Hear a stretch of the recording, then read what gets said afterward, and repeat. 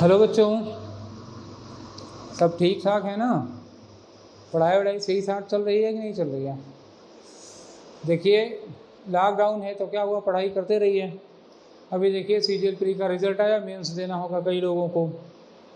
तो मेंस देना है कई लोगों को। कई लोगों ने कहा भी कि सर कुछ रीअरेंजमेंट में गड़बड़ी आ रही है, ग्रामर तो सबकी ठीक है, एरर इम्प्रूवमेंट सही है। तो दो चीज़ें लोगों को चाहिए, वो डायरेक्ट इनडायरेक्ट की कुछ प्रैक्टिस करनी है, एक्टिव पैसिव की करनी है और रीअरेंजमेंट की करनी है। मेंस स्पेशल, अच्छा ये मेंस स्पेशल की कोई बात नहीं है, रीअरेंजमेंट तो प्री में ही होता, प्री में भी आता है, मेंस में भी आता है। अच्छा कोई ज़रूरी नहीं कि सीजीएल ही हो, तो ये तो एसएससी में भी आता है, एनडीए, सीडीएस, एयरफोर्स, नेवी सब में आता है और बैंक में भी आता है, कैट में भी आता है। तो रीअरेंजमेंट एक ऐसा सेगमेंट है जो सारे के सारे एग्जाम्स में लगभग पूछा ही जाता है। अगर उसमें अंग्रेजी पूछी जाती है तो यूपी ट्रिपल एससी की बात नहीं कर रहा, ठीक है। तो ऐसे कोई भी पेपर जिसमें अंग्रेजी पूछी जाती है रीअरेंजमेंट आता ही है फिलहाल। अब प्री में कम क्वेश्चन होते हैं, 1 या 2 होते हैं, मेंस होगा तो ज़्यादा होंगे। एवरेज जो रीअरेंजमेंट का होता है वो करीब 10% का होता है। मान लीजिए 50 क्वेश्चन है तो 5 क्वेश्चन रीअरेंजमेंट के होंगे, 100 हैं तो 10 क्वेश्चन होंगे, 200 हैं तो जैसे सीजीएल मेंस में 200 क्वेश्चन होगा तो करीब 20 क्वेश्चन रीअरेंजमेंट के होंगे। 50 में 5 हो जाएगा। आप कहिएगा 25 क्वेश्चन में कितने होंगे, तो 25 क्वेश्चन का 10% हुआ 2.5 क्वेश्चन। तो कैसे आप 2.5 करेंगे, मतलब या तो 2 क्वेश्चन होगा रीअरेंजमेंट का या तो 3 क्वेश्चन होगा। अच्छा अब ये जो संख्या है क्वेश्चन की, नंबर ऑफ क्वेश्चंस, ये कैसे डिसाइड होगी? अगर एसएससी का एग्जाम होगा तो जितने रीअरेंजमेंट के क्वेश्चन होंगे उतने नंबर होंगे। अगर बैंक का हुआ तो एक रीअरेंजमेंट का सेट होगा, उसमें 5 क्वेश्चन होंगे। समझ रहे हैं ना? जो लोग बैंक का एग्जाम देते हैं वो जानते हैं कि एक रीअरेंजमेंट का क्वेश्चन आता है, उसमें 5 क्वेश्चन उसी एक सेटिंग पर, एक अगर आपने सेट कर लिया तो 5 क्वेश्चन के आंसर आप दे सकते हैं। एसएससी में क्या होता है या एनडीए सीडीएस में क्या होता है, आपने एक सेट किया, एक क्वेश्चन, एक सेट किया, एक क्वेश्चन, 5 क्वेश्चन करेंगे 5 नंबर होगा। और बैंक वाले में एक कर देंगे, एक सेट कर देंगे तो 5 हो जाएगा, ठीक है ना। तो आज हम लोग यही, जो कि बहुत इंपॉर्टेंट सेगमेंट है, ग्रामर से रिलेटेड नहीं है, ये बात और कहना चाहूँगा कि इसके लिए आप ग्रामर पे अगर बहुत कंसंट्रेट हैं तो रीअरेंजमेंट करने के लिए और जो आरसी है रीडिंग कॉम्प्रिहेंशन करने के लिए आप ग्रामर पर बहुत फोकस मत करिए। बहुत ज़्यादा रूल्स रटने की ज़रूरत नहीं है। इसमें कोई ज़रूरत नहीं है कि पास्ट इंडेफिनिट में वर्ब की सेकंड फॉर्म लगेगी या हैज के साथ थर्ड फॉर्म लगेगी, आपको ये नहीं करना है। आपको करना क्या है, आपकी रीडिंग स्किल कैसी है, आपका कॉम्प्रिहेंशन कैसा है, किसी पैराग्राफ को आप कैसे सेट कर लेते हैं, क्या पहले होगा क्या बाद में होगा, सेंटेंसेस ऑर्डरली और कॉम्प्रिहेंसिव ढंग से, कोहेरेंट ढंग से लगाना आपको आता है।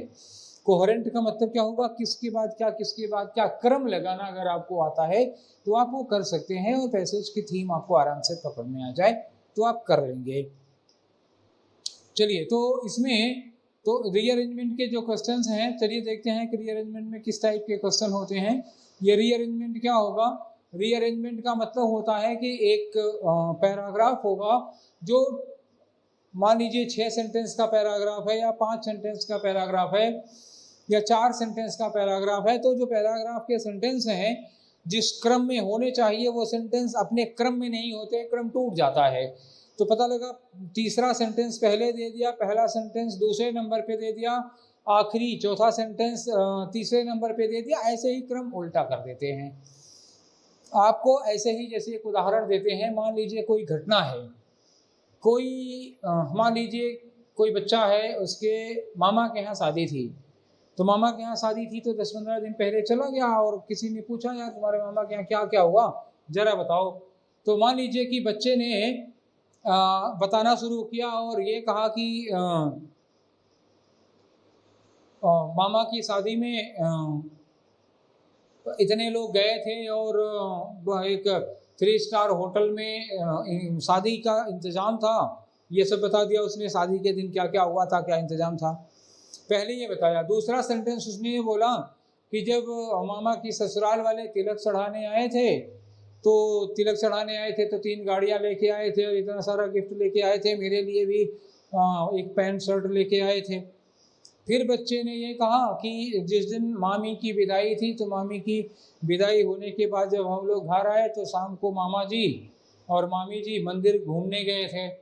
फिर बच्चे ने कहा कि और उसके बाद 3-4 दिन के बाद मामा की तिलक, उसने कहा कि 3-4 दिन के बाद एक उसमें सेरेमनी हॉल में मामा का वो क्या कहते हैं, अरे मतलब वो लेडी संगीत वगैरह का प्रोग्राम, तो वो लेडी संगीत का प्रोग्राम हुआ जिसमें मम्मी भी गई थी और तमाम लोग, मामी उसमें नाच गा रही थी। तो इस तरह से माँ ने सेंटेंस बताया।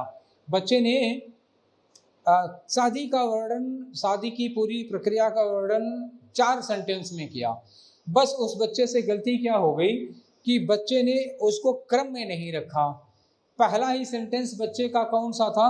पहला सेंटेंस बच्चे का था बारात वाला, जबकि बारात वाला सेगमेंट कब आता? बारात वाला सेगमेंट बाद में आता।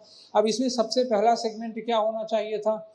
जिस दिन तिलक बरीक्षा हुआ था उस दिन वाला पहले होना चाहिए था। जिस दिन तिलक चढ़ाने के लिए लोग, बरीक्षा देने के लिए लोग आते हैं, वो पहले होना चाहिए था। उसके बाद जो लेडी संगीत का कार्यक्रम हुआ था, तो बच्चे को उसके बाद लेडी संगीत वाला कार्यक्रम वाले की बात करनी थी।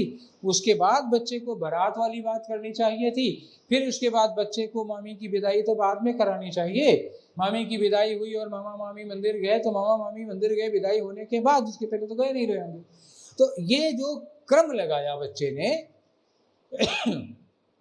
बच्चा वो क्रम नहीं लगाया, बताया तो सारी बातें लेकिन क्रम से नहीं बताया। बस अरेंजमेंट में आपसे यही एक उम्मीद है, यही अपेक्षा की जाती है कि आपके अंदर इतनी समझ होगी कि आप सेंटेंस के टूटे हुए क्रम को व्यवस्थित क्रम में लगा देंगे। That is rearrangement. इसी को रीअरेंजमेंट कहते हैं। इसी को कोहेरेंट पैराग्राफ कहेंगे। इसी को ऑर्डरली सिचुएशन सीक्वेंस कहते हैं। चाहे जो कह लीजिए, ऑर्डरली सीक्वेंस कह दीजिए, कोहेरेंट पैराग्राफ कर लीजिए, आप रीअरेंजमेंट कह दीजिए। तो ये होता है रीअरेंजमेंट। तो रीअरेंजमेंट एक अच्छा सेगमेंट है। इसमें आपकी रीडिंग स्किल और कॉम्प्रिहेंशन की स्किल चेक की जाती है, आप कितना इस मामले में समझदार हैं। यहाँ ग्रामर और वोकैब की बहुत ज़्यादा ज़रूरत नहीं है। तो ये जो रीअरेंजमेंट होता है ये 2 तरह का होता है। एक होता है जिसमें पैराजम्बल्ड होता है। पैराजम्बल्ड का मतलब क्या होगा? एक पैराग्राफ होगा, जैसा भी मैंने उदाहरण दिया था। एक पैराग्राफ है, 4-5-6 सेंटेंस का एक पैराग्राफ होता है, जिसमें सेंटेंसेस का क्रम उलट पुलट दिया जाता है। आपको वो देखना होगा कि कौन सा पहले होगा, कौन सा बाद में होगा। तो पैराजम्बल्ड जो होता है उसमें ऑर्डर ऑफ सेंटेंस क्या लगाया जाएगा? ऑर्डर ऑफ सेंटेंस, वाक्यों का क्रम होता है। और दूसरा क्या होता है? Sentence jumbled. सेंटेंस जम्बल्ड का मतलब एक पैराग्राफ नहीं होता, ये एक वाक्य होता है, सिर्फ एक वाक्य। इस एक वाक्य में जो वर्ड्स होते हैं और फ्रेजेस, भाई एक सेंटेंस होगा तो कई सारे वर्ड्स होंगे, कई सारे फ्रेजेस होंगे। तो इसमें जो वर्ड्स हैं, फ्रेजेस हैं, और एक चीज आती है क्लॉजेस। वर्ड्स, फ्रेजेस और क्लॉजेस, इन चीजों का क्रम उलट पुलट जाता है। जिनका क्रम सही करना है, इनका ऑर्डर सही करना है। शब्दों का, वाक्यों, उसके वाक्यांशों का और उपवाक्यों का, मतलब वर्ड्स का, फ्रेजेस का और क्लॉजेस का ऑर्डर सेट करना है। तो एक क्या हो गया? पैराजम्बल्ड हो गया, एक सेंटेंस जम्बल्ड हो गया। तो हम पहले एक एक करके निपटाएंगे। पहले हम लोग पैराजम्बल्ड पढ़ेंगे, फिर सेंटेंस जम्बल्ड पढ़ेंगे। क्योंकि सेंटेंस जम्बल्ड बाद में पढ़ना है, इसलिए सेंटेंस जम्बल्ड का एक एग्जाम्पल सबसे पहले ले लेते हैं और इसको सॉल्व करने की थ्योरी फिर कभी डिस्कस करेंगे। आज शुरू करेंगे पैराजम्बल्ड कैसे डिस्कस करते हैं, कैसे सॉल्व करते हैं। तो ये जो आपके सामने एग्जाम्पल दिख रहा होगा बोर्ड पर, ये जो एग्जाम्पल है ये सेंटेंस जम्बल्ड का एग्जाम्पल है बच्चा। सेंटेंस जम्बल्ड का एग्जाम्पल है, देखिए जिसमें S1 लिखा हुआ है। S1 का मतलब पहला सेंटेंस दिया है, S6 का मतलब आखिरी दिया है, और मैंने ऑप्शन नहीं दे रखा है। क्यों नहीं दे रखा है? हमें तो सिखाना है हमें तो केवल ये बताना था कि सेंटेंस जम्बल्ड क्या होता है। हम क्वेश्चन तो सॉल्व नहीं करा रहे हैं। अच्छा, अगर क्वेश्चन सॉल्व करा रहे होते तो आपको बताते कैसे सॉल्व करना है। तो we are not discussing about the method of solving, how to solve sentence jumbled. I am just introducing you what is sentence jumbled. तो चलिए देखते हैं। इसमें पहली बात आप देखिएगा, जितने भी पार्ट है उसमें किसी के नीचे देखिए पहला लिखा है it is surprising to note that. That के बाद फुल स्टॉप नहीं लगा। अगर सेंटेंस पूरा हो जाता तो फुल स्टॉप लगा होता। पी देखिए लिखा है एट्स एंड सार्स में लांग में होग, न्यू हेडलाइंस, देखिए फुल स्टॉप नहीं लगा है। दैट किल द मोस्ट, देखिए फुल स्टॉप नहीं लगा, but it is heart attacks, देखिए फुल स्टॉप नहीं लगा। People in India every year, देखिए फुल स्टॉप लगा है, यहाँ आके फुल स्टॉप लगा है। सेंटेंस शुरू होगा नो डाउट कि पहले वाले सेंटेंस से S1 से शुरू होगा, स्टार्टिंग दी है और एंडिंग दी है। S6 में देखिए सेंटेंस कैपिटल लेटर दिस से शुरू हो रहा है और लास्ट में फुल स्टॉप लगा है, मतलब ये S6 जो है वो कंप्लीट सेंटेंस है। अब S1 PQRS ये पूरा का पूरा एक वाक्य है, इसमें दो सेंटेंस हैं जिसमें एक में S1 PQRS होगा और S6 अलग सेंटेंस है, किसी में फुल स्टॉप नहीं लगा, लास्ट में S में फुल स्टॉप लगा है। तो S में फुल स्टॉप लगने का मतलब हुआ कि ये सबसे लास्ट में होगा, तो S जो होगा वो कहाँ आएगा, लास्ट में आएगा। बात क्लियर हो गई। पहले क्या आएगा, तो पहले क्या आएगा ये कैसे डिसाइड करेंगे, देखिए जो स्टार्टर के लास्ट में दैट लगा हुआ है, तो दैट के तुरंत बाद दैट आप नहीं लगा सकते थे, ये तो स्टार्ट में नहीं होगा ना, ये स्टार्ट में नहीं होगा। चलिए दैट यहाँ लगा हुआ है तो बट भी से नहीं स्टार्ट होगा, इसका मतलब ये भी शुरू में नहीं लगेगा। इसका मतलब ये तय हो गया कि S1 के बाद P वाला सेंटेंस सबसे पहले होगा। P वाला सेंटेंस पहले होगा तो उसके बाद देखते हैं, पढ़ लेते हैं क्या होगा कि 8 सेंस आर्स में हॉग हेडलाइंस। अब R में लिखा है but it is heart attack that kills the most people in India, तो P के बाद क्या लगना चाहिए, जो बट वाला R वाला सेंटेंस है, बट वाला, बट किसका विरोध कर रहा है, but it is heart attacks, ये हार्ट अटैक्स कर रहा है और ऊपर दो बीमारियां लिखी हुई हैं एड्स और सार्स, तो जो बट वाला सेंटेंस बट के बाद हार्ट अटैक लिखा हुआ है वो एड्स और सार्स के विरोध में जाना चाहिए। तो P के बाद जो बट लगा हुआ है ये कंट्रास्ट आइडिया है, यानी P के बाद पहले क्या आना चाहिए, पहले S1 हुआ, S1 के बाद P हुआ, P मतलब पहला सेंटेंस हो गया और उसके बाद बट वाला क्या हो गया, ये दूसरा हो जाएगा। अब हार्ट अटैक के बाद जो ये लिखा है दैट किल्स, जो कि मार रहा है ज़्यादातर इंडिया के लोगों को, तो दैट किल मोस्ट पीपल, तो दैट के लिए तीसरा वाला हो जाएगा। इसका मतलब जो हमारा अरेंजमेंट बना वो क्या होगा, पहले P होना चाहिए, P के बाद R होना चाहिए, R के बाद Q होना चाहिए और उसके बाद S होना चाहिए, PRQS, ये अरेंजमेंट बनेगा, ठीक है ना। तो ये एक सेंटेंस था, एक ही सेंटेंस के टुकड़े कर दिए गए थे, छोटे छोटे छोटे छोटे, उन सारे टुकड़ों को आपको जोड़कर एक में असेंबल करना था और एक मीनिंगफुल सेंटेंस बनाना था। तो मीनिंगफुल सेंटेंस बना तब जब हमने P को पहले किया, R को उसके बाद, Q को उसके बाद और S को लास्ट में, क्योंकि S के बाद फुल स्टॉप लगा हुआ है। अब इसके बाद बात आती ऑप्शन की, तो ऑप्शन में अगर मान लीजिए आपको 4 ऑप्शन मिलते जिसमें एक ही ऑप्शन ऐसा होता जो P से शुरू होता तो वही आंसर हो जाता, लेकिन कभी कभी क्या करते हैं कि 2 ऑप्शन ऐसे करते हैं जो P से शुरू हो रहे हैं, तब आपको थोड़ा और मेहनत करनी पड़ेगी। इस बात पर हम बाद में डिस्कस करेंगे कि कैसे आंसर एलिमिनेट करते हैं। अभी हमें आपको सिर्फ ये बताने का पर्पस था कि पैरा जम्बल्ड क्या होता है और सेंटेंस जम्बल्ड क्या होता है। तो आपको सेंटेंस जम्बल का एक उदाहरण मैंने दिया था, आपको समझा भी दिया कि कैसे एक ही सेंटेंस के 3-4 टुकड़े कर दिए जाते हैं, उन्हें असेंबल करना होता है, अरेंज करना होता है। Now I hope you have got the point what I wanted to tell you. तो आपको सेंटेंस अरेंजमेंट समझ में आ गया होगा, अभी सिखाया नहीं है सेंटेंस जम्बल्ड होता क्या है, केवल ये बता रहे थे। अब हम लोग चलते हैं, पढ़ते हैं पैरा जम्बल्ड क्या होता है। तो पैरा जम्बल्ड पढ़ने में, तो पैरा जम्बल्ड में पूरा एक पैराग्राफ होगा जिसमें 5-6 सेंटेंस होंगे, 5 भी, 6 भी, 7 भी हो जाते हैं, कभी कभी 4 ही रहते हैं। तो चलिए, जो पैरा जम्बल्ड के सेंटेंस होते हैं वो 2 टाइप के सेंटेंस होते हैं। कौन से 2 टाइप के होते हैं, एक जो SSC और NDA CDS में पूछा जाता है वो, और एक वो जो बैंक में पूछा जाता है वो। तो जो पहले वाले का पैटर्न है, देखिए पहले में A और B 2 लिखा हुआ है, तो A वाला, जो पहला A वाला लिखा है, इसमें क्या दिया है कि PQRS केवल 4 सेंटेंस है। तो जो PQRS मॉडल है ये किसमें होते हैं, इसमें केवल 4 सेंटेंस होते हैं। आपको ऑप्शन में PQRS मिल सकता है, या फिर ABCD मिल सकता है, या 1 2 3 4 मिल सकता है। चाहे जिस तरह का ऑप्शन दिया होगा, वो 4 सेंटेंस होंगे बस। इन्हीं 4 सेंटेंस में आपको PQRS 1 2 3 4 या ABCD आपको अरेंज करना होगा, 6 सेंटेंस नहीं होते।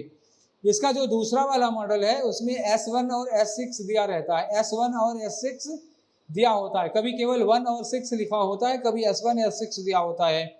तो S1 हमेशा पहला सेंटेंस होता है और S6 हमेशा छठवां सेंटेंस होता है। जो बीच के 4 सेंटेंस होते हैं वो गायब होते हैं। देखिए आपको यहाँ क्या लिखा होगा, S1 के बाद P होगा, Q होगा, R होगा, S होगा, उसके बाद S6 होगा, ऐसे होगा ये।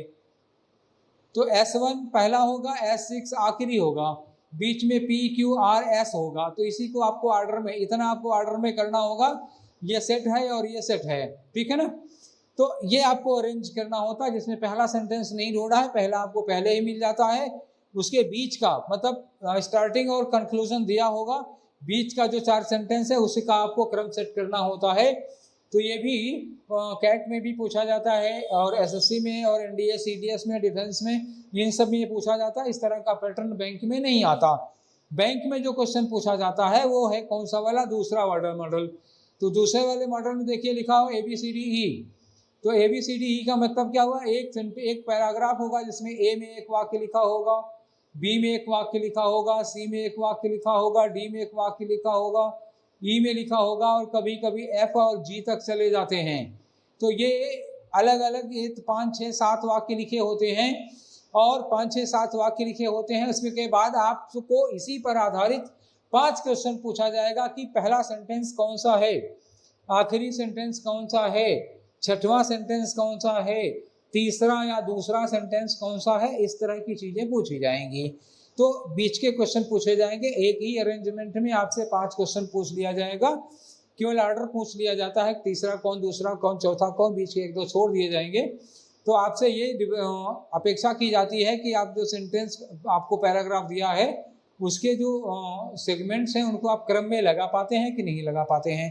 अगर आपने सही सेट कर लिया तो आपके 5 आंसर सही, आपने सही सेट नहीं किया तो हो सकता है सारे गलत हो जाए, या हो सकता है स्टार्टिंग और एंड वाला सही हो जाए।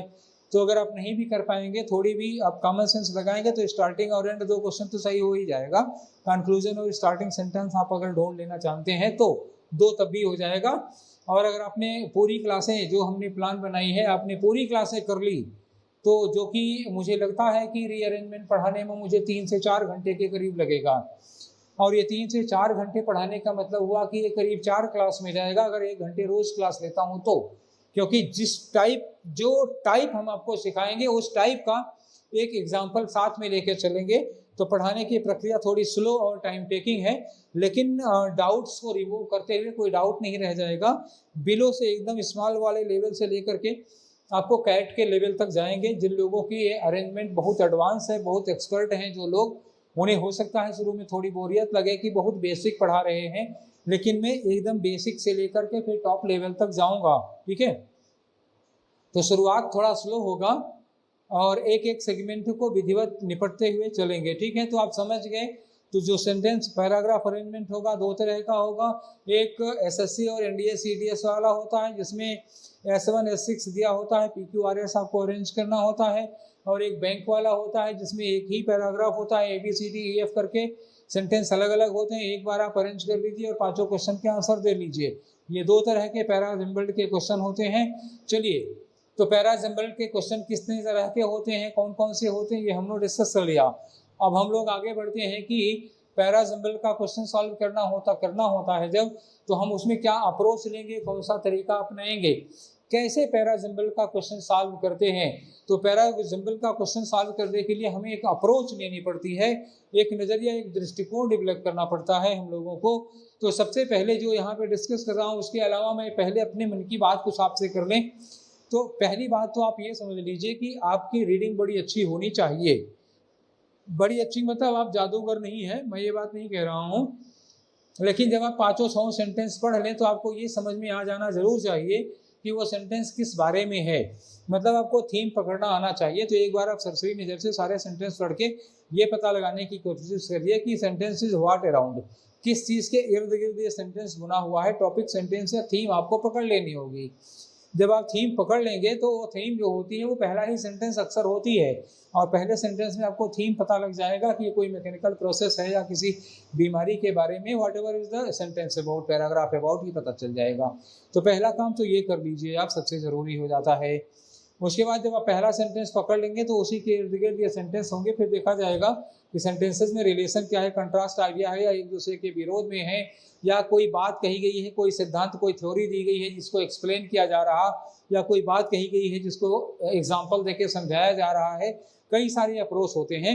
तो हम लोग वही आज डिस्कस करने जा रहे हैं कि सेंटेंस जो पैराग्राफ अरेंजमेंट होता है उसमें what are the different type of approaches, कौन कौन सी वो अप्रोचेज हैं, किन किन टाइप से पैराग्राफ डेवलपिंग होती है, किस किस तरह के सेंटेंस, किस तरह के पैराग्राफ होते हैं।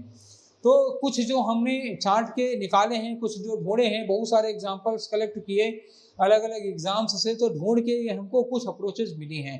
तो जो हमको अप्रोचेज मिली हैं, जो हम ढूंढ पाए हैं, तो I am going to share with you. तो ये मैं आप लोगों से शेयर करने जा रहा हूँ। जो पहली अप्रोच है वो क्या होता है कि एक ऑप्शन एलिमिनेशन होता है। ऑप्शन एलिमिनेशन का मतलब क्या हुआ, जैसे आपके पास ऑप्शन ए हुआ, ऑप्शन बी हुआ, ऑप्शन सी हुआ, ऑप्शन डी हुआ, 4 ऑप्शन हुआ। तो मान लीजिए ये पता चल गया आपको किसी तरह के कि सी वाला जो सेंटेंस है वो सी से मतलब क्यू, पी क्यू आर से शुरू हो रहा है। तो पहला आपका पी से ऑप्शन हो गया, दूसरा ऑप्शन एस से हो गया, तीसरा ऑप्शन एस से हो गया, चौथा ऑप्शन आर से हो गया। अगर आपको ये पक्का हो गया कि सेंटेंस आर से ही शुरू होगा और आर आपको एक ऑप्शन में ही मिल रहा है और किसी में नहीं मिल रहा, आपने पहला सेंटेंस पकड़ लिया, ओपनिंग स्टार्टर पकड़ लिया, और आपको पता है कि कुछ भी हो जाए ये पैराग्राफ आर वाले सेंटेंस से ही स्टार्ट होगा, और ऑप्शन में एक ही ऐसा ऑप्शन है जो आर से स्टार्ट हो रहा है, तो फिर यही होगा, बाकी के चारों ऑप्शन आपके कट गए। तो ये होता है ऑप्शन एलिमिनेशन। मतलब जो ऑप्शन सुटेबल नहीं है, जो गलत सेंटेंस से स्टार्ट कर रहे हैं, उन्हें आप काट दीजिए, तो हो ही नहीं सकते। तो काट देंगे तो आपके पास एक ही सुटेबल ऑप्शन बचेगा, इसे कहते हैं ऑप्शन एलिमिनेशन। अभी कुछ देर बाद आपका इसका एग्जाम्पल देकर आपको समझाएंगे। दूसरी जो अप्रोच है वो हमारी क्रोनोलॉजी की है। क्रोनोलॉजी का मतलब क्या होता है, समय का क्रम। ये क्या होता है, क्रम किसका होता है, समय और घटनाओं का। तो समय और घटनाओं का क्रम होता है। जैसे मैं आपसे ये कहूँ कि मान लीजिए ये कहा जाता है कि लखनऊ पैक्ट, आपने इतिहास पढ़ा होगा, तो मैं आपको इतिहास से एक उदाहरण लेके बताता हूँ कि कांग्रेस और लीग समझौता हुआ था इलाहाबाद में, ठीक है ना।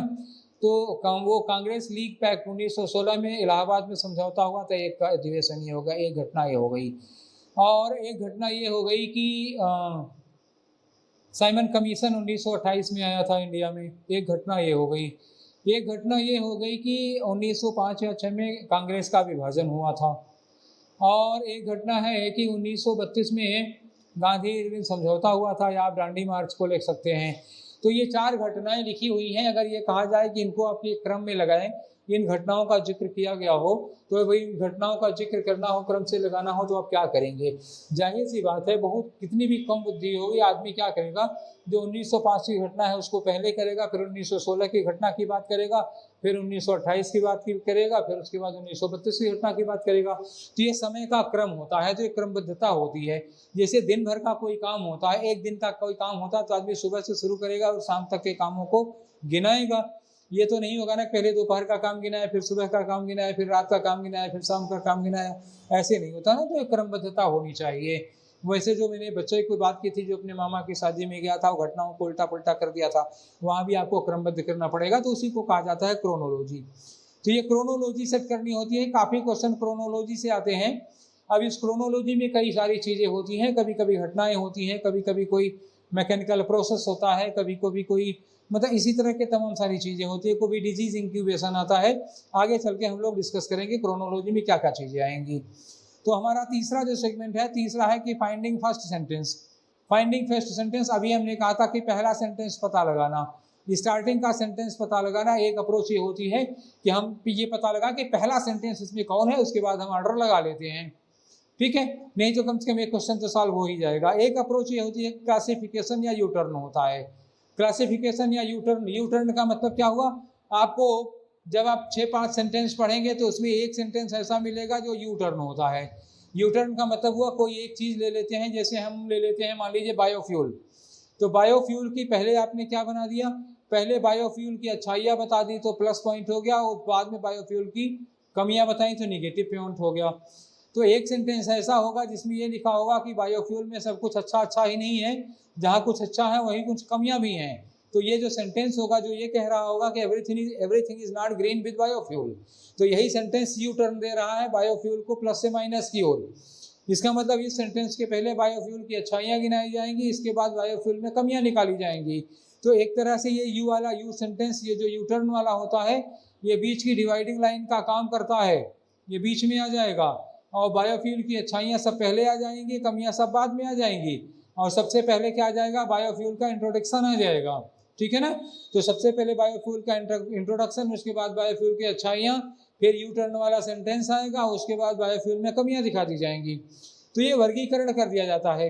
या कभी कभी ऐसे सेंटेंस शुरुआत में ही दे दिया जाता है कि समाज में 2 तरह के लोग पाए जाते हैं। जब शुरुआत में कह दिया कि समाज में 2 तरह के लोग पाए जाते हैं, इसका मतलब अब पहले एक तरह के लोग बताए जाएंगे, उनके बारे में बताया जाएगा, फिर दूसरे तरह के लोग बताए जाएंगे। तो इस तरह से वर्गीकरण कर दिया जाता है। एक सेंटेंस लिखने के बाद हो सकता है 2 वर्गों में विभाजित कर दिया जाए, फिर एक एक पर एक एक 2 सेंटेंस होंगे, इस तरह से आपको पता लग जाएगा। तो ये क्लासिफिकेशन का पैटर्न होता है। इस तरह के सेंटेंस मिलेंगे, हम आपको एग्जाम्पल में आगे चल के दिखाएंगे। फिर एक 5वां अप्रोच होती है आइडिया और एक्सप्लेनेशन की। आइडिया एक्सप्लेनेशन क्या चीज़ होती है, तो एक विचार दिया जाता है, उसमें कोई एक फिलॉसफी होगी, कोई एक विचारधारा होती है, कोई एक फिलॉसफी और विचारधारा। जैसे मान लीजिए ये कह लिया जाता है कि अशिक्षा और बेरोजगारी से अपराध बढ़ते हैं, तो अशिक्षा और बेरोजगारी से अपराध, या ये कह लेते हैं गरीबी और बेरोजगारी से अपराध बढ़ते हैं। तो एक विचारधारा हो गई, एक आइडियोलॉजी हो गई कि गरीबी और बेरोजगारी से अपराध बढ़ते हैं। अब इसी बात को साबित करने के लिए कैसे, क्या ये इन्होंने कह दिया कि गरीबी और बेरोजगारी से अपराध बढ़ते हैं, उसके बाद के जो सेंटेंस होंगे वो इस बात को साबित करने के लिए होंगे कैसे, मतलब ये सिद्ध करने के लिए कि कैसे बेरोजगारी और गरीबी से अपराध बढ़ते हैं। तो जो कारण बताएंगे, जो इस बात को प्रूफ करने के लिए एविडेंस के तौर पर आएंगे, वो सारे सेंटेंस इस मूल सेंटेंस के बाद लगेंगे। तो गरीबी और बेरोजगारी के नाते अपराध बढ़ते हैं, ये हो गई हमारी आइडिया। और उसके बाद जो इसको समझाने के लिए, इस बात को समझाने के लिए जितने सेंटेंस होंगे वो क्या होंगे, एक्सप्लेनेशन होंगे। तो इस तरह से हम सेंटेंस के क्रम लगा लेते हैं। उसके बाद अप्रोच में जो नेक्स्ट चीज़ आती है वो क्या है, वो है जनरल और स्पेसिफिक। तो जनरल और स्पेसिफिक में क्या होता है, पहले जनरल के सेंटेंस लिखे जाते हैं, बाद में स्पेसिफिक सेंटेंस लिखे जाते हैं। तो रीजनिंग में आप लोगों ने पढ़ा होगा कि जनरल और स्पेसिफिक क्या चीज़ होती है। तो जनरल होता है जिसमें सबकी विशेषताएं कॉमन रूप से कही जाती हैं, स्पेसिफिक में एक एक को लिया जाता है। जैसे मान लीजिए किसी सेंटेंस में ये कहा जाए कि भारत की प्रति व्यक्ति आय कम है, ठीक है, भारत की प्रति व्यक्ति आय कम है। जैसे ये कहा जाए कि श्रीलंका में बेरोजगारी दर अधिक है। फिर एक सेंटेंस ये कहा जाता है कि विकासशील देशों में प्रति व्यक्ति आय और बेरोजगारी का प्रति व्यक्ति आय कम होती है और बेरोजगारी की दर अधिक पाई जाती है। तो ये 3 वाक्य लिखे गए, तो इसमें कौन सा सेंटेंस पहले होगा, कौन सा बाद में होगा। तो जाहिर सी बात है इंडिया स्पेसिफिक एक कंट्री की बात हुई, श्रीलंका स्पेसिफिक एक कंट्री की बात हुई। और तीसरा सेंटेंस है विकासशील देशों की बात हुई, तो इंडिया विकासशील देश है, श्रीलंका विकासशील देश है। तो विकासशील देशों की बात पहले आएगी। मतलब क्या हुआ, जैसे मान लीजिए आप झोला लेके सब्जी खरीदने जाते हैं, तो एक झोले में क्या रखेंगे, प्याज, आलू, टमाटर, धनिया, हल्दी, मिर्चा, और एक झोले में क्या रखेंगे, बिस्कुट, नमकीन, चावल, ये सब चीज़ें रखेंगे। तो परचून की दुकान से जो खरीदा वो एक झोले में, और सब्जी की दुकान से जो खरीदा वो एक झोले में। ठीक उसी तरह से सेंटेंस भी होते हैं, एक जनरल स्टेटमेंट के साथ जितने स्पेसिफिक सेंटेंस होंगे सब एक साथ। जैसे इंडिया की प्रति व्यक्ति आय कम है, तो ये हुआ विकासशील देशों की विशेषता है। श्रीलंका की बेरोजगारी दर अधिक है, तो क्या होगा, विकासशील देशों की विशेषता है। तो पहले विकासशील देशों की विशेषता बताएंगे आप, डेवलपिंग कंट्रीज की विशेषता बताएंगे, उसके बाद दोनों डेवलपिंग कंट्रीज को उदाहरण के तौर पर उसके बाद में लगाएंगे। तो विशेषता जनरल सेंटेंस पहले होगा, और स्पेसिफिक वाले सेंटेंस चूंकि एग्जाम्पल के तौर पर प्रयोग किए गए हैं इसलिए वो बाद में आने चाहिए। तो ये हो गया जनरल और स्पेसिफिक का फंडा। बाद में हम उदाहरण देके इस बात को समझाएंगे, अभी केवल ऐसे ही कर रहे हैं। अभी आपको अप्रोच बता रहे हैं। ये थ्योरी और एग्जाम्पल वही बात हो गई लगभग जो जनरल और स्पेसिफिक में बात की थी। थ्योरी और एग्जाम्पल की बात वही जो अभी मैंने कह दिया, वही विकासशील देशों में बेरोजगारी दर अधिक होती है, प्रति व्यक्ति आय कम होती है, ये थ्योरी हो गई। और एग्जाम्पल में कौन आ गया था, भारत और श्रीलंका एग्जाम्पल में आ गए थे। तो वही बात जनरल, स्पेसिफिक और थ्योरी, एग्जाम्पल लगभग एक ही चीज़ है। अब 8वीं अप्रोच जो होती है वो देखी मैंने कई बार फुल फॉर्म और एक्रोनीम की। फुल फॉर्म और एक्रोनीम, मान लीजिए एक सेंटेंस में लिखा है WHO और एक सेंटेंस में लिखा हो वर्ल्ड हेल्थ ऑर्गेनाइजेशन, तो कौन सा सेंटेंस पहले होगा और कौन सा बाद में होगा, आपको क्या लगता है? Can you tell me? तो बेटा हमेशा याद रखिएगा कि फुल फॉर्म वाला सेंटेंस पहले आता है और जो एक्रोनीम वाला सेंटेंस होगा वो हमेशा बाद में होगा। हाँ, ये ज़रूरी नहीं है कि तुरंत बाद में आए, मतलब जो एक्रोनीम वाला सेंटेंस है that must follow immediately after the full form, ये ज़रूरी नहीं है। मान लीजिए कि बी वाले सेंटेंस में वर्ल्ड हेल्थ ऑर्गेनाइजेशन लिखा हुआ है और ए वाले सेंटेंस में WHO लिखा है, तो ज़रूरी नहीं कि बी के तुरंत बाद ए आए। हो सकता है बी के बाद डी लगे, डी के बाद सी लगे, लेकिन ये तय बात है कि ए हमेशा बी के बाद ही आएगा, चाहे सी डी के बाद ही क्यों ना लगाना पड़े। ये है कि बाद में ही रहेगा, इमीडिएटली आफ्टर, मतलब बी के तुरंत बाद ए लगा हो या वर्ल्ड हेल्थ ऑर्गेनाइजेशन के तुरंत बाद WHO लगाना हो, ये ज़रूरी नहीं है, लेकिन बाद में होगा ये ज़रूरी है। ठीक है, तो ये एक तरीका हो गया फुल फॉर्म और एक्रोनीम का। चलिए इसको भी हम लोग एग्जाम्पल से समझेंगे। अब आता है कंक्लूजन। तो कंक्लूजन तो ये इसमें जो SSC में होता है PQRS वाला, इसमें तो कंक्लूजन निकालने की ज़रूरत नहीं पड़ती है, वो S6 में दिया ही रहता है। जो लोग बैंक का एग्ज़ाम दे रहे हैं, ख़ास तौर से बैंक वाले और कैट वाले, वो लोग तैयार रहें कि इनमें कंक्लूजन का सेंटेंस ढूंढना होता है, क्योंकि जब ये पूछा जाता है which one is the last sentence, इनमें से लास्ट सेंटेंस कौन सा है, तो आपका 1 नंबर का काम बन जाता है। इसलिए आपको कंक्लूजन पहचानने की कला सीखनी पड़ेगी, और ये कला आपको सीखनी है तो आपको मेरे साथ क्लास लेना पड़ेगा, आपको वेट करना पड़ेगा। हम कंक्लूजन वाली अप्रोच पर आज तो फिलहाल किसी कीमत पर नहीं पहुंचेंगे। जितने अप्रोच आज हम पढ़ा लेंगे उसी पर डिपेंड करेगा कि नेक्स्ट वीडियो में कितने अप्रोच होंगे और उसके नेक्स्ट में कितने अप्रोच होंगे। हम 10 अप्रोचेज का जिक्र किए हैं, 10 अप्रोच पढ़ाएंगे। अब कब आ जाएगी ये 10वीं, अब ये डिपेंड करता है कि आज की क्लास कितनी लंबी होती है। अगर आप पूरा फ़ायदा उठाना चाहते हैं तो 10 की 10 अप्रोच पढ़ डालिए, मेरी राय यही है। चलिए 10वीं अप्रोच क्या है? 10वीं अप्रोच होती है मैंडेटरी पेयर की। मैंडेटरी पेयर क्या होता है? कुछ ऐसे क्लूज होते हैं, देखिए नीचे लिखा हुआ है क्लूज, ये देखिए लिखा है क्लू माने क्या होता है? सुराग। लिंक का मतलब क्या होता है? चेन, कड़ी। तो कुछ ऐसी कड़ियां हैं, कुछ ऐसे लिंक्स हैं, कुछ ऐसे क्लू हैं जो ये दिखा देते हैं कि इसके बाद यही लगेगा। मतलब पूरा सेंटेंस तो नहीं सेट करेंगे, लेकिन कम से कम 2 सेंटेंस जरूर फिट करेंगे। इसके बाद ये, तो इसके बाद ये, इतना तय हो जाएगा। इसके बाद ये 2 सेंटेंस की सेटिंग वो जरूर बता देंगे। तो 2 सेंटेंस की सेटिंग या पेयर जो होता है वो मैंडेटरी पेयर ढूंढ के बता देते हैं। तो 10वें में हम लोग ढूंढेंगे कि वो क्लूज या वो लिंक्स क्या होते हैं। तो वो क्लूज और लिंक्स कुछ हमने ढूंढे हैं, जैसे नाउन और प्रोनाउन। नाउन और प्रोनाउन की बात करेंगे, आपको बाद में डिटेल में समझाएंगे भी।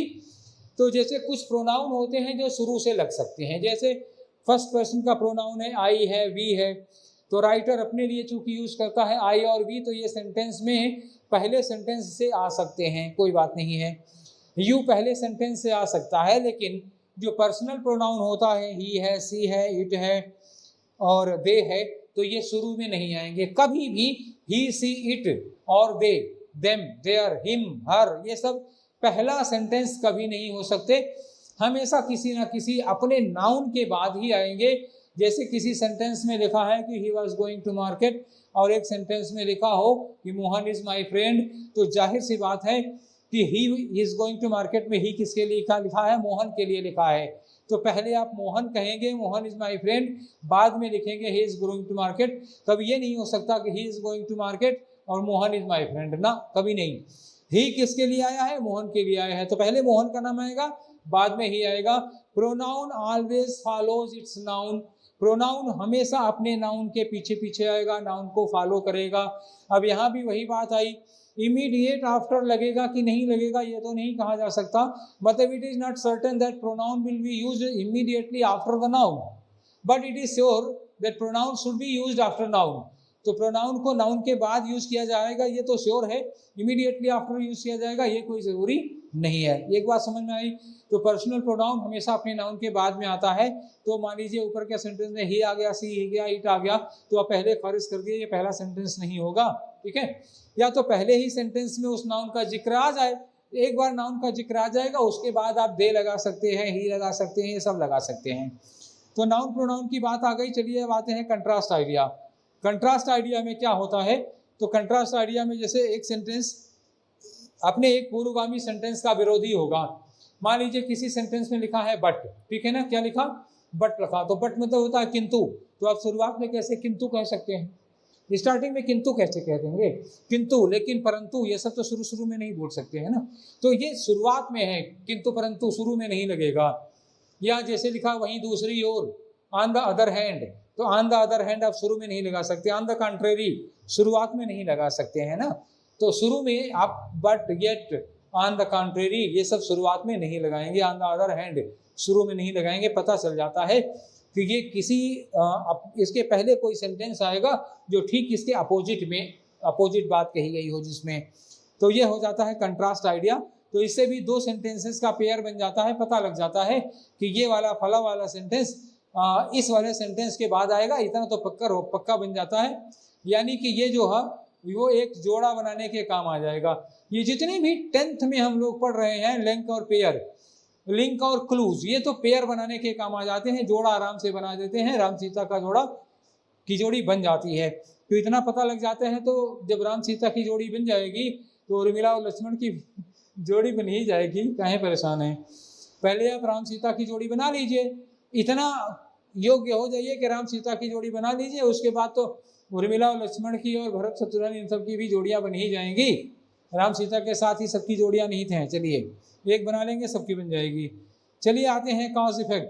काज इफेक्ट में काज में क्या हो गया? कारण, और बाद में इफेक्ट क्या हो गया? इफेक्ट हो गया परिणाम, ठीक है ना। तो मान लीजिए किसी सेंटेंस में सो लिखा होगा, सो के बाद लिखा है कि so he was punished by his father, so he was punished by his father, इसलिए उसके पापा ने उसको सजा दी। किस लिए? क्यों? पापा ने उसको 2 तांटे मारे, या पापा ने उसको 10 बार उठक बैठक लगवाया, क्यों? पहले तो आप ये नहीं बोल सकते हैं ना कि पापा ने उसको 10 बार उठक बैठक लगवाई। पहले तो बताना पड़ेगा उसने क्या गलती की थी। तो पहले कारण बताएंगे, उसके बाद ही तो आप परिणाम लगाएंगे। तो कोई सेंटेंस मान लीजिए सो से शुरू हुआ हो, सो लगा हो, देयरफॉर लगा हो, दैट्स व्हाई लिखा हो, तो ये आप शुरुआत नहीं कर सकते। जाहिर सी बात है इसके पहले कोई कारण होगा। तो बिना कारण के तो परिणाम नहीं होगा। पहले आपको कारण बताना होगा, तब परिणाम की ओर आएंगे, ठीक है ना। ऐसे ही मान लीजिए परिणाम और कारण हो। मान लीजिए कहीं लिखा हो बिकॉज ही वॉज लेट, तो बिकॉज ही वॉज लेट तो क्योंकि उसे देर हो गई थी, तो इसके पहले आपको परिणाम बताना पड़ेगा, ठीक है ना। तो बिकॉज लगा हो तो बाद में कारण बताएंगे, सो देयरफॉर होगा तो बाद में परिणाम बताएंगे, पहले कारण बताएंगे। ये सब चीज़ें हम लोग आगे चल के डिस्कस करेंगे। तो इसमें मैंडेटरी पेयर में जो हमारे पास बी वाली अप्रोच है वो है पैरेललिज्म। पैरेललिज्म का मतलब क्या होता है कि समानांतर सेंटेंस चलता है जो सेंटेंस को आगे बढ़ाता है। मतलब जिस सेंटेंस के पहले ये लगा होगा ठीक वैसा ही सेंटेंस इसके पहले होना चाहिए। जैसे उदाहरण के लिए हम ये कहते हैं कि ठीक उसी प्रकार मैंने भी डिसाइड किया कि घर बनवाने का कार्य 1 साल के लिए रोक दिया जाए। तो ठीक उसी प्रकार मैंने भी डिसाइड किया कि घर बनवाने का कार्य 1 साल के लिए रोक दिया जाए। इसका मतलब क्या हुआ? ठीक उसी प्रकार। किस प्रकार? इसका मतलब पहले किसी ने घर बनवाने का कार्यक्रम रोका है। तो जो ठीक उसी प्रकार के बाद आप जो कथन, जो स्टेटमेंट, जो बात कह रहे हैं, उसी तरह का कथन और स्टेटमेंट ठीक उसी प्रकार के पहले भी आना चाहिए। तो ठीक उसी प्रकार के लिए क्या लगाएंगे? लाइकवाइज लगाएंगे, सिमिलरली लगाएंगे, और जैसे लिखा होता है इसके अलावा मोर ओवर लगाएंगे। तो similarly, likewise, more over, and लगा सकते हैं, आल्सो लगा हो, एज वेल लगा हो। तो इस तरह के जो सेंटेंस होते हैं, फर्दर मोर लगा हो, तो इस तरह के जो सेंटेंस होते हैं वो बात को आगे बढ़ाते हैं। एक स्टेटमेंट दिया गया, एक बात कही गई, उसी बात को, उसी तरह की बात को और आगे बढ़ाते हैं, तो वो होते हैं पैरेललिज्म के सेंटेंस होते हैं। तो पैरेललिज्म, अगर आपने पेयर ढूंढ लिया, फिर बात वही आई, पेयर ढूंढ लिया आपने, तो राधा कृष्ण की जोड़ी बन जाएगी। जब राधा कृष्ण की जोड़ी बन जाएगी तो आपका एक सेंटेंस पेयर बन जाएगा, बाकी भी बन जाएंगे। अब आई बात, एक अप्रोच आती है किसकी? आर्टिकल्स की। आर्टिकल से भी एक पेयर तो फिलहाल बन जाता है। कैसे? जैसे मान लीजिए आर्टिकल्स है, कोई एक सेंटेंस लिखा हुआ है जिसमें लिखा हुआ है कि द बुक, ठीक है ना। जैसे सेंटेंस लिखा हो कि the book was written by Munshi Premchand, the book was written by Munshi Premchand. फिर इसमें एक सेंटेंस लिखा हो, मान लीजिए यहाँ ए लिखा, यहाँ बी लिखा, यहाँ सी लिखा, उसके बाद लिखा हो यहाँ पर he gave me a book, he gave me a book, he gave me a book. चलिए, तो उसने मुझे एक किताब दी और किताब मुंशी प्रेमचंद ने लिखी थी। बीच में एक सेंटेंस लिखा गया, एक दिन मैं अपने दोस्त के यहाँ गया था, यहाँ लिखा एक दिन मैं अपने दोस्त के यहाँ गया था, वहाँ आ गया माई फ्रेंड इस सेंटेंस में। तो अब ये बताइए कि यहाँ बुक के पहले क्या लगा हुआ है, द। तो बुक के पहले द तो पहले नहीं आ सकता, पहले डेफिनेट आर्टिकल नहीं आएगा, पहले क्या आएगा, आ बुक आना चाहिए ना, आ बुक। उसने मुझे एक किताब दी, जब कहा कि उसने मुझे एक किताब दी, तभी तो आप कहेंगे कि वो किताब मुंशी प्रेमचंद ने लिखी थी। तो जब आप कहेंगे कि वो किताब मुंशी प्रेमचंद द्वारा लिखी हुई थी, तो वो किताब कौन सी किताब भाई? आपने कहा वो किताब मुंशी प्रेमचंद की लिखी थी, कौन सी किताब मुंशी प्रेमचंद ने लिखी थी, कैसे पता आपको? जब आप मुझे बताएंगे कि कौन सी किताब मुंशी प्रेमचंद ने लिखी थी, तभी तो आप हम जान पाएंगे। तो इसके पहले कि आप ये बोलें कि वो किताब मुंशी प्रेमचंद ने लिखी थी, आपको ये बताना पड़ेगा कि मेरे दोस्त ने मुझे एक किताब दी थी। अच्छा, मेरे दोस्त ने मुझे एक किताब दी थी, तो इसमें जहाँ वो किताब दे रहा है वहाँ ही लगा हुआ है, तो ही कौन, ही कौन, मेरा दोस्त। इसका मतलब इसके पहले क्या आएगा, माई फ्रेंड। यानी कि इस सेंटेंस में क्या होना चाहिए, पहले बी आना चाहिए, माई फ्रेंड, फिर आना चाहिए सी, उसके बाद क्या आना चाहिए, ए। ठीक है ना, क्योंकि सी में है आ बुक और ए में है द बुक, और सी में है ही और बी में है माई फ्रेंड। अब आप समझ गए होंगे ना कैसे अरेंजमेंट लगता है। नाउन के बाद प्रोनाउन, और यहाँ प्रोनाउन वाले में आ बुक लगा और ए वाले में द बुक लगा, एक पेयर यहाँ मिल गया। तो मैंने कहा था ना, रामकृष्ण की उनकी सीता और राम की जोड़ी ढूंढ लीजिए और लक्ष्मण और उर्मिला की जोड़ी अपने आप बन जाएगी। तो ऐसी ही कुछ चीजें हैं, पहले आप जोड़ियां तो ढूंढना शुरू करिए। चलिए, आर्टिकल की बात समझ में आ गई होगी आपको, आ पकड़ना है और दा पकड़ना है, आ पहले आएगा और दा बाद में आएगा। चलिए, एक चीज आती है क्वेश्चन और आंसर की।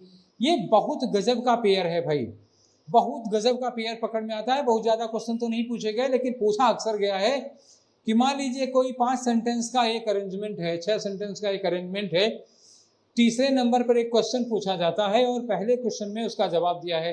पहले सेंटेंस में लिखा है कि द आंसर इज सिंपल, और चौथे में एक क्वेश्चन पूछा जा रहा है। तो इसका मतलब जाहिर सी बात है, जब क्वेश्चन पूछा जाएगा उसके बाद ही तो आप जवाब देंगे।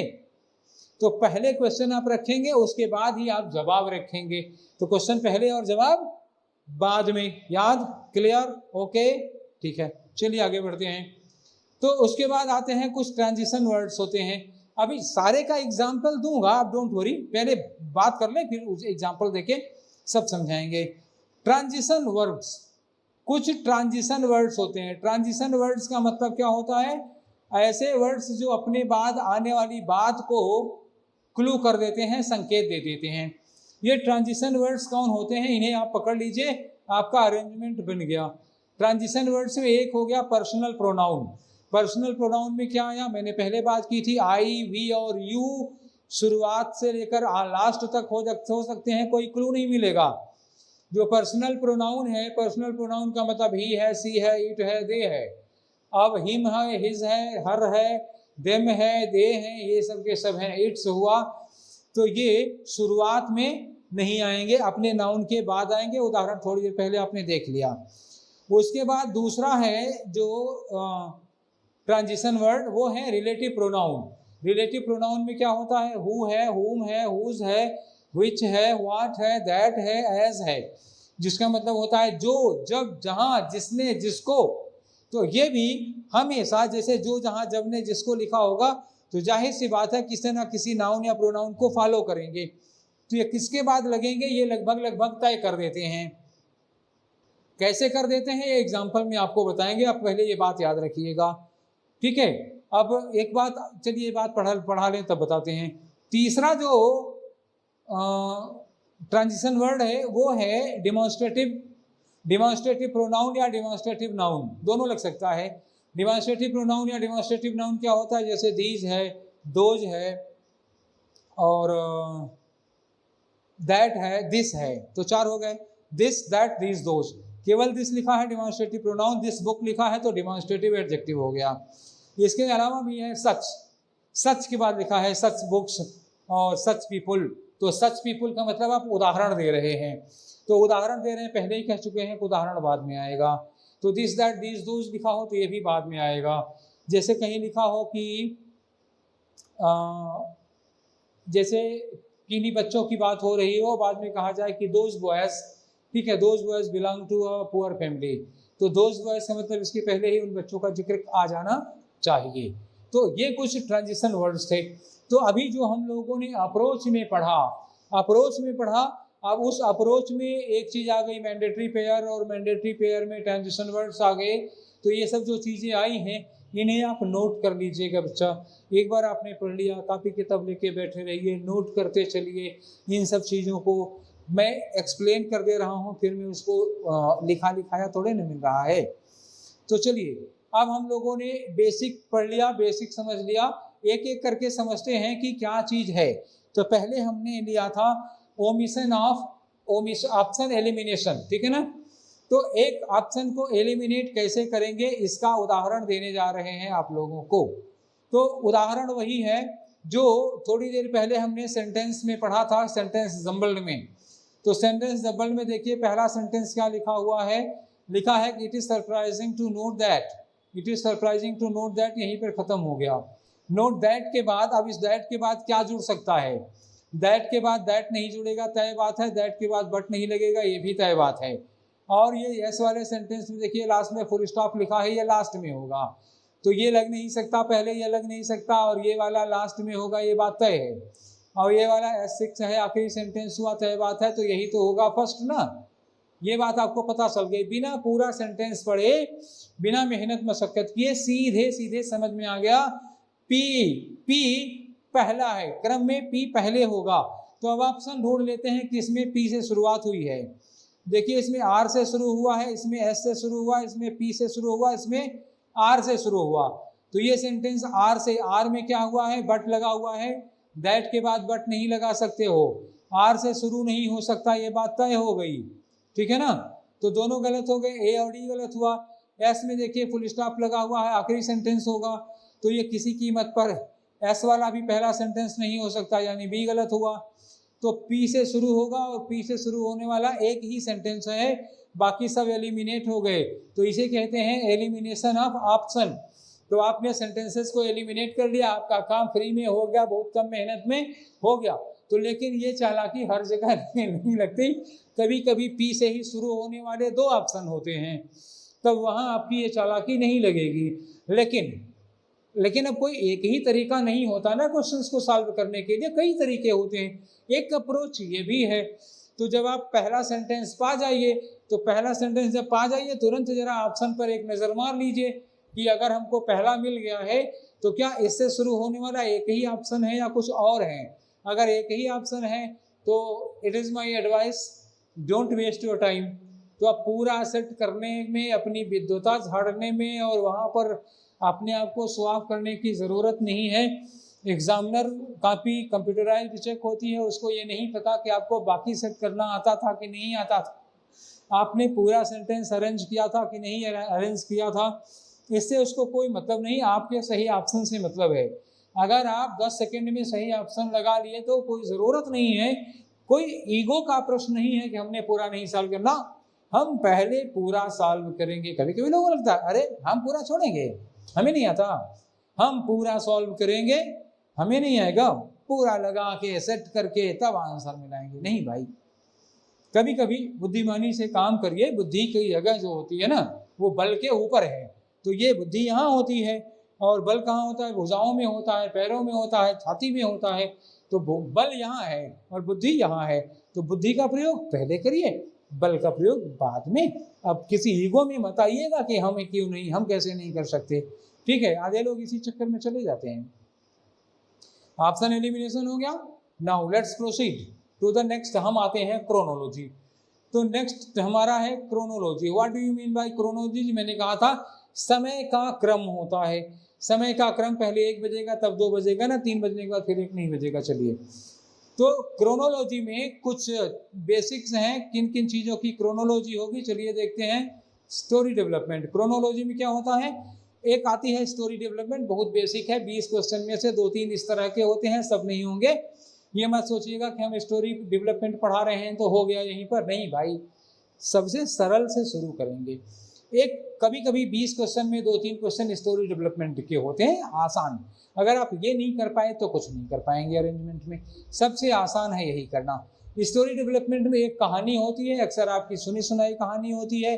कहानी में शुरुआत से लेकर के आखिर तक की घटनाओं का क्रम आपको लगाना होगा। दूसरा है इसमें मैकेनिकल प्रोसीजर। मैकेनिकल प्रोसीजर में क्या होता है, जैसे कोई मशीन होती है उसमें कैसे काम करती है वो मशीन। मान लीजिए आपका कोई दोस्त है जिसने अभी हाल ही में नया नया कंप्यूटर खरीदा, तो नया नया कंप्यूटर खरीदा, उसको ईमेल भेजना नहीं आता, तो किसी ने कहा कि ज़रा मेल भेजिए, आप उसको ईमेल भेजना नहीं आता। उसने आपसे पूछा कि भाई ज़रा बताओ ईमेल कैसे भेजते हैं कंप्यूटर पे। तो आप बताएंगे उसको कि यार आप वो गूगल पे जाओ, ईमेल खोलो, ईमेल में कंपोज एक ऑप्शन आएगा, कंपोज को क्लिक करो, फिर खुल के आएगा तो उसमें आएगा टू में जिसको भेजना हो उसकी ईमेल आईडी डालो, फ्रॉम पे तुम्हारी पड़ी होगी, फिर सब्जेक्ट में विषय डाल देना, फिर फाइल अटैच करना होगा तो एक ऐसे ऐसे बना होगा, वहाँ क्लिक करोगे फाइल अटैच होगा, तो फिर आप कहीं से जा करके जहाँ जिस ड्राइव में हो वहाँ से फाइल अटैच करो, फाइल ओपन करना, फिर सेंड करना वगैरह। तो आप क्या बताएंगे उसको, पहले आपको फाइल अटैचमेंट करना उसको बताएंगे, या पहले उसको भेजने वाले की या पाने वाले की ईमेल आईडी भरना बताएंगे। तो आपको एक क्रम में बताएंगे ना। तो यही होता है मैकेनिकल प्रोसीजर।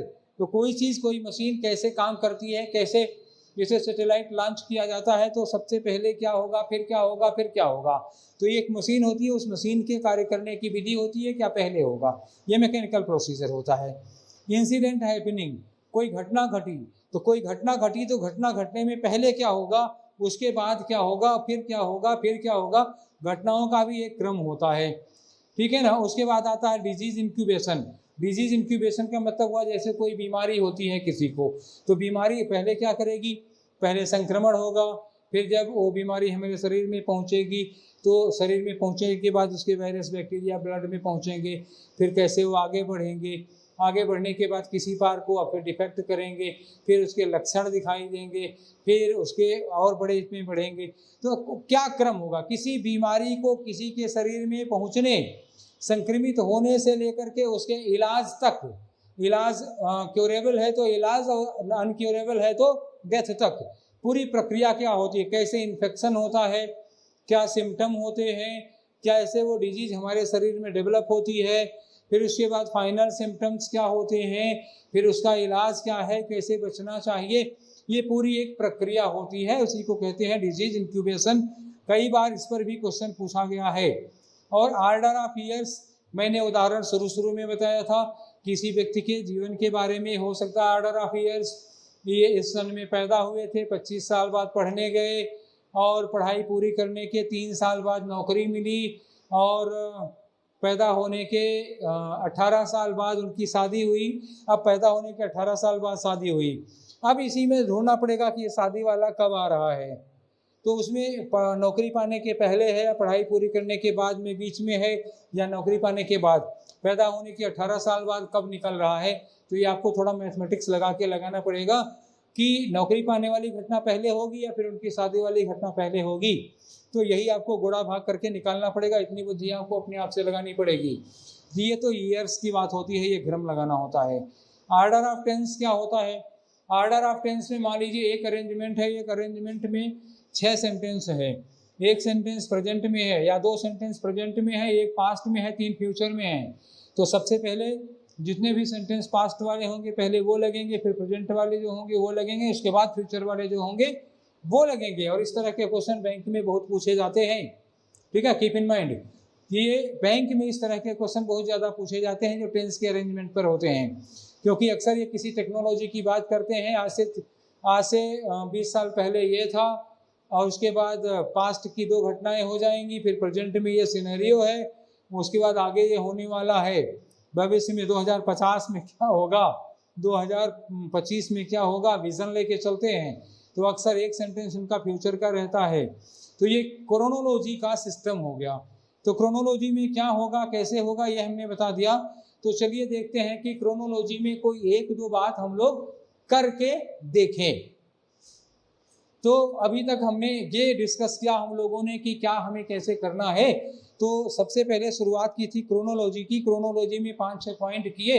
तो क्रोनोलॉजी में देख लेते हैं कितने पॉइंट आज कर पाते हैं, 2-3 आपको समझा देते हैं, एग्जाम्पल करा देते हैं, यहाँ पे आप समझ जाएंगे। तो क्रोनोलॉजी के बाद हम आज की क्लास को रोक देंगे क्योंकि बहुत लंबी क्लास हो जाएगी।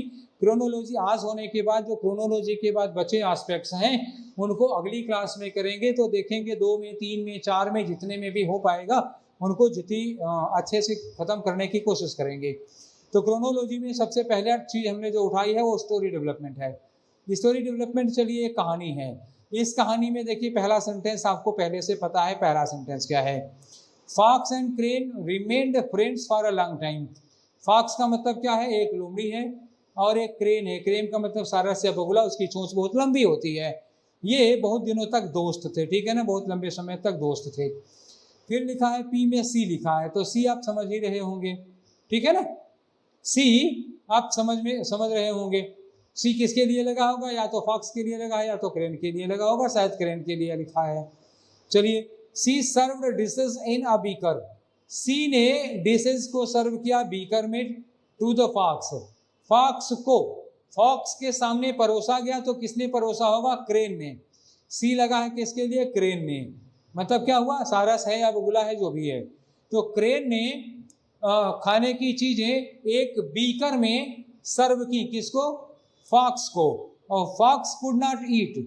फॉक्स जो है वो कुछ न खा पाया। क्यों ना खा पाया? क्योंकि बीकर जो था वो बहुत ऊंचा था। बीकर में खाना परोसा, बीकर बहुत ऊंचा था, तो फॉक्स कैसे? मान लो बीकर है, उसकी गर्दन लंबी है बीकर की, तो उसमें लोमड़ी कैसे खाना खा पाए, ठीक है ना। तो चलिए ये बात हो गई। इसके बाद क्यों लिखा हुआ है कि crane could not eat dishes. अब यहाँ crane could not eat dishes, P में क्या था? फॉक्स कुछ नहीं खा पाया। क्रेन में और क्यू में क्या है? क्रेन कुछ नहीं खा पाई। क्रेन कुछ नहीं खा पाई क्यों? क्योंकि इसकी चोंच लंबी थी। आगे लिखा है next day it was turn of crane to host the lunch for the fox. अगले दिन ये उसकी बारी थी। किसकी? क्रेन की बारी थी कि फॉक्स को लंच पर बुलाए। अगले दिन क्रेन की बारी थी फॉक्स को लंच पर बुलाने की। मतलब हुआ कि पहले फॉक्स ने क्रेन को लंच पर बुलाया, अगले दिन क्रेन ने लंच पर फॉक्स को बुलाया। पहले किसने बुलाया है? फॉक्स ने क्रेन को लंच पर बुलाया है, ठीक। उसके बाद क्रेन ने फॉक्स को लंच पर बुलाया है, ये ध्यान रखिएगा। आर में लिखा हुआ है but the fox wanted to show that.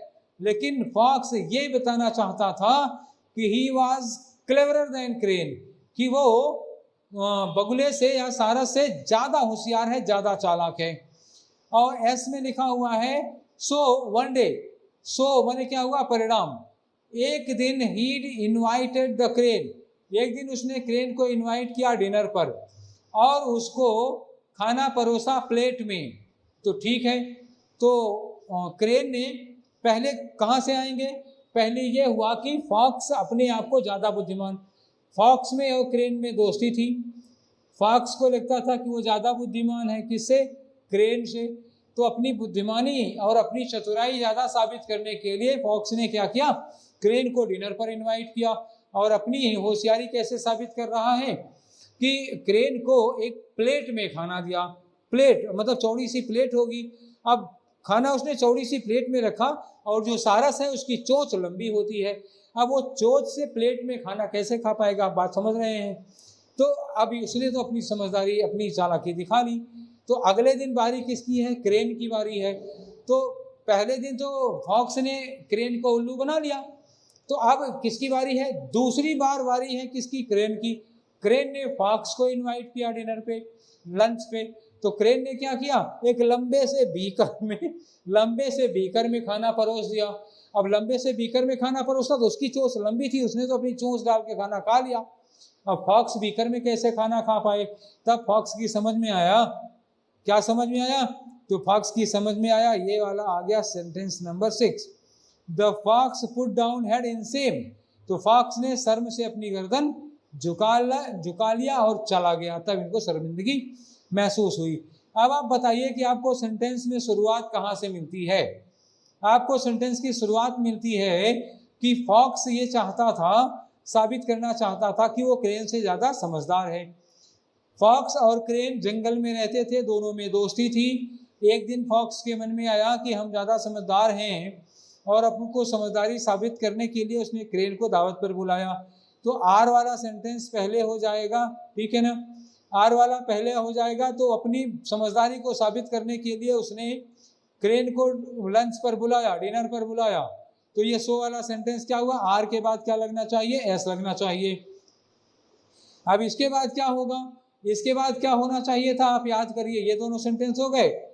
अब क्रेन कुछ नहीं खा पाया, क्यों, crane could not eat dishes, क्योंकि फॉक्स ने खाना परोसा था किसमें, प्लेट में, और उसकी चोंच लंबी थी। तो इसके बाद क्या आ जाना चाहिए, आर एस के बाद आना चाहिए क्यू, क्यू के बाद अब क्या आना चाहिए, अब आना चाहिए कौन सा सेंटेंस, पी वाला सेंटेंस। जो पी वाला सेंटेंस क्या था, आपको याद आया, पी वाला सेंटेंस जो ऊपर था, पी वाले सेंटेंस में क्या था, आपको याद आ रहा है, पी वाले में लिखा था कि क्रेन ने फॉक्स को बीकर में खाना परोसा था। तो उसके बाद आर एस क्यू के बाद क्या आना चाहिए, लास्ट में पी आएगा।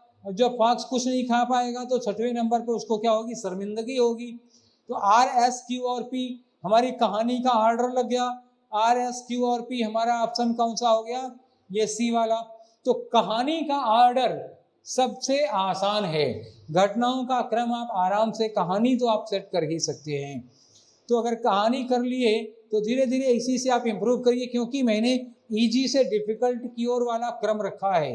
तो ये इजी था, इसके बाद आते हैं फिर इंसिडेंट, कहानी कैसे क्रम लगेगा, आई थिंक आपको समझ में आ गया होगा। हम लोग नेक्स्ट में बढ़ते हैं। तो अगला हमारा क्रम क्या है, मैकेनिकल प्रोसीजर चेक कर रहे हैं। तो मैकेनिकल प्रोसीजर में क्या होता है, देखिए मैकेनिकल प्रोसीजर में एक मशीन की कार्यप्रणाली होती है। मशीन की कार्यप्रणाली, चलिए आप सेंटेंस को पढ़िए। पहले सेंटेंस में देखिए 1 में लिखा है विद अ ट्रेमेंडस रोर, बड़ी आवाज, बड़ी तेज की आवाज के साथ, from its rocket engine, rocket engine में बड़ी तेज की आवाज होती है। तो तेज आवाज के साथ satellite is sent up into sky, satellite launch कर दिया जाता है। मतलब सैटेलाइट के लॉन्च करने की प्रक्रिया कहाँ शुरू हो रही है, 1 में है सैटेलाइट को लॉन्च करने की प्रक्रिया। जब सैटेलाइट लॉन्च किया जाता है तो रॉकेट में एक तेज धमाका होता है और सैटेलाइट को लेके उड़ जाता है। सबसे पहला स्टेप होगा। अब इसके बाद इसका दूसरा स्टेप क्या होगा, तीसरा स्टेप क्या होगा, चौथा स्टेप क्या होगा, हम पढ़ते जा रहे हैं, आप ढूंढते जाइएगा कि कौन सा दूसरा स्टेप था और कौन सा तीसरा स्टेप है। आप देखिए पी में लिखा हुआ है its radio begins to transmit, इसका रेडियो, किसका, सैटेलाइट का radio, begins to transmit a staggering amount of information. तो इसका जो रेडियो है वो इंफॉर्मेशन देना शुरू कर देता है about the satellites orbital path, satellite की ऑर्बिटल पाथ, मतलब जो उसका कक्षीय मार्ग है उसकी इंफॉर्मेशन देना शुरू कर देता है, किसका, सैटेलाइट का radio.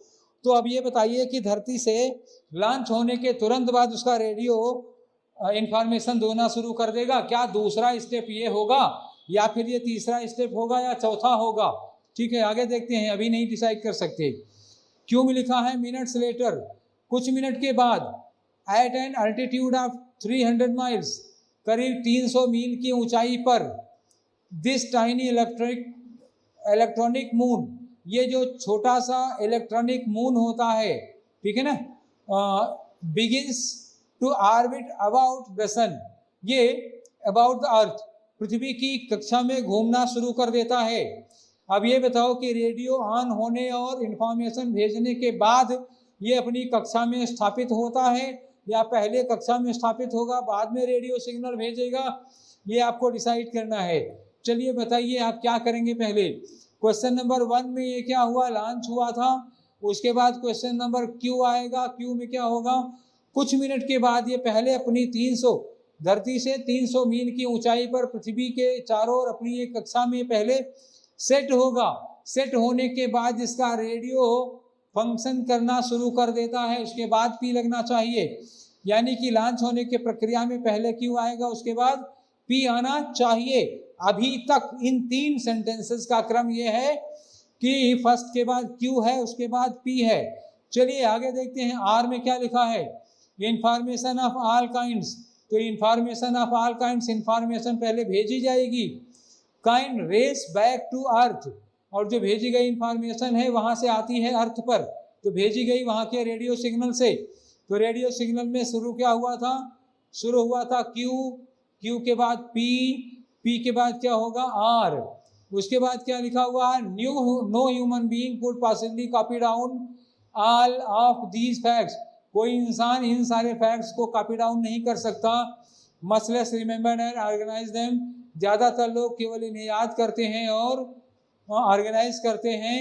But an electric computer can, इंसान ये सब काम नहीं कर सकता, किंतु एक इलेक्ट्रिक कंप्यूटर इसको कर सकता है। तो एस वाले के साथ 6 वाला कनेक्ट है, क्योंकि कंप्यूटर के काम में और इंसान के काम में कंपैरिजन किया गया है। तो जाहिर सी बात है 6 वाले सेंटेंस के पहले तो हमें एस वाला चाहिए ही था हर हाल में, तो एस हमेशा लास्ट में आता क्योंकि वो इससे कनेक्ट हो रहा है। और पहले क्या होंगे QPR, तो QPR किस सेंटेंस में किस ऑप्शन में आए हैं। अब आप बता सकते हैं कि QPR किस ऑप्शन में है, आप हमें बता दीजिए QPR किस ऑप्शन में है। दिख रहा है QPR किस ऑप्शन में है, जाहिर सी बात है QPRS इस ऑप्शन में है। आपका आंसर क्या होगा इसमें, डी होगा। ये था मैकेनिकल प्रोसेस, कैसे हम मैकेनिकल प्रोसेस वाले रीअरेंजमेंट को सॉल्व करते हैं।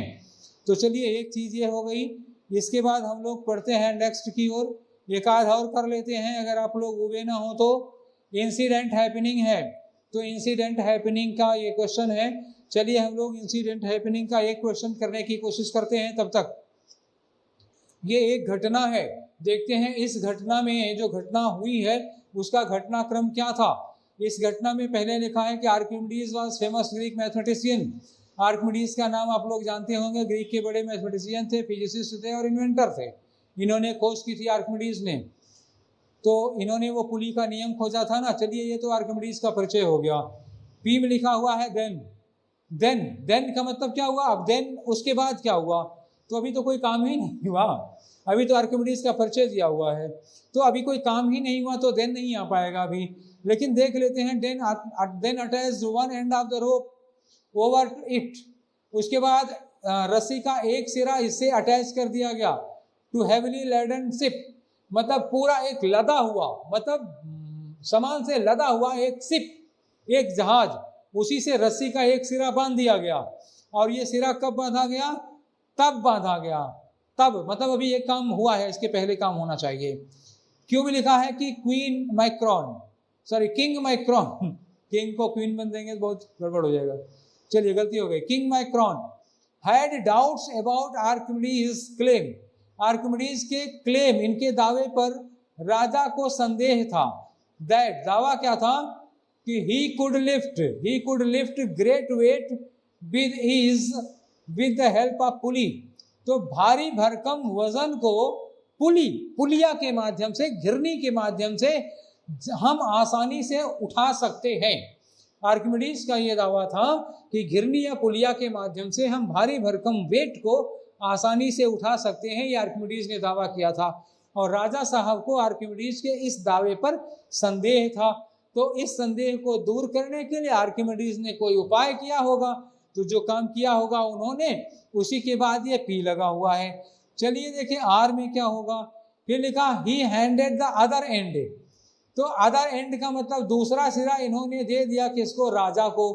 तो पहला सिरा क्या हुआ था, याद आ रहा है आपको, पहला सिरा आर्किमिडीज ने शिप से बांध दिया था, दूसरा सिरा राजा को दे दिया।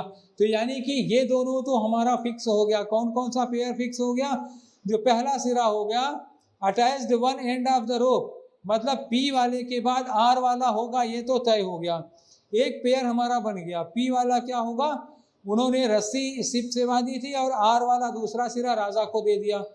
पी आर कहाँ है, एक इसमें पी आर मिल गया, इसमें आर पी मिला है, ये होगा नहीं, ये पी आर यहाँ पे है नहीं, दो ऑप्शन कट गए, ये पी आर, देखो दो ऑप्शन हमारे पास बचे हैं, कौन सा, ए वाला या तो डी वाला। और पी कहा था पी से शुरू नहीं होगा क्योंकि लिखा है देन लिखा था ना, पी से स्टार्ट नहीं होगा, इसका मतलब ये ए वाला भी नहीं होगा, इसका ऑप्शन हर हाल में डी होगा। लेकिन ऐसे नहीं, आपको समझा देते हैं। चलिए एस में लिखा हुआ है टू प्रूव हिम राइट। तो टू प्रूव हिम राइट मतलब अपने आप को सही साबित करने के लिए आर्किमिडीज कंडक्टेड अ मल्टीपल पुली।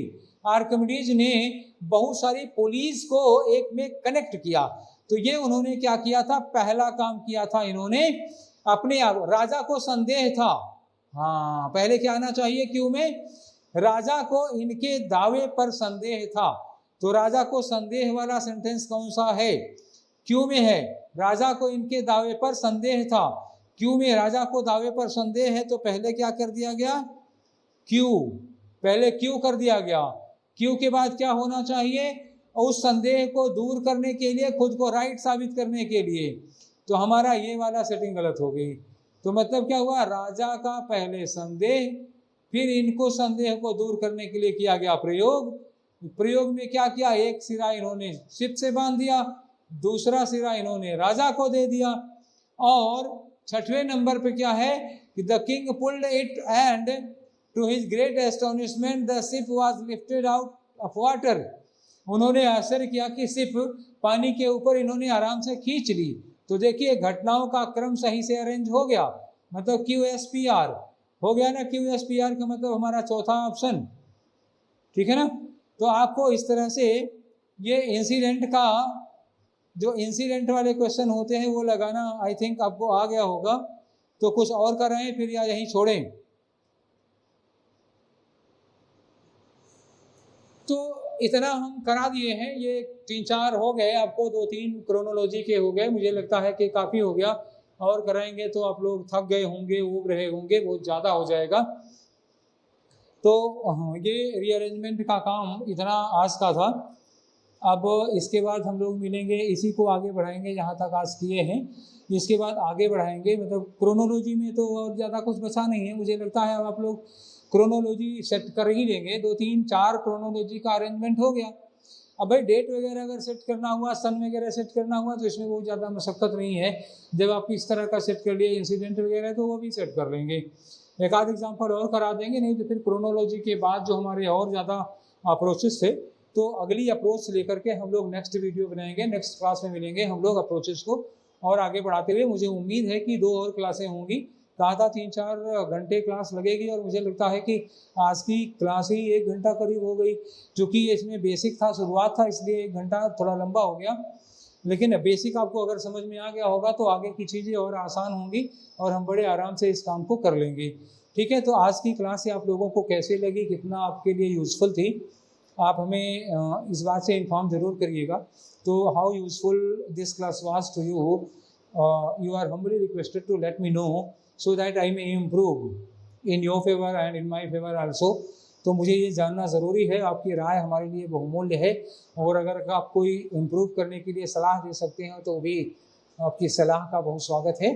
तो आज की क्लास यही वाइंड अप करते हैं। आप लोग पढ़ाई करते रहिए और नेक्स्ट वीडियो और रीअरेंजमेंट का आपको जल्दी ही दिया जाएगा।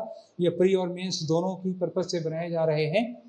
तो नेक्स्ट वीडियो में हम मिलेंगे इसी को प्रोसीड करते हुए नेक्स्ट सेशन में। Till then take care, thank you.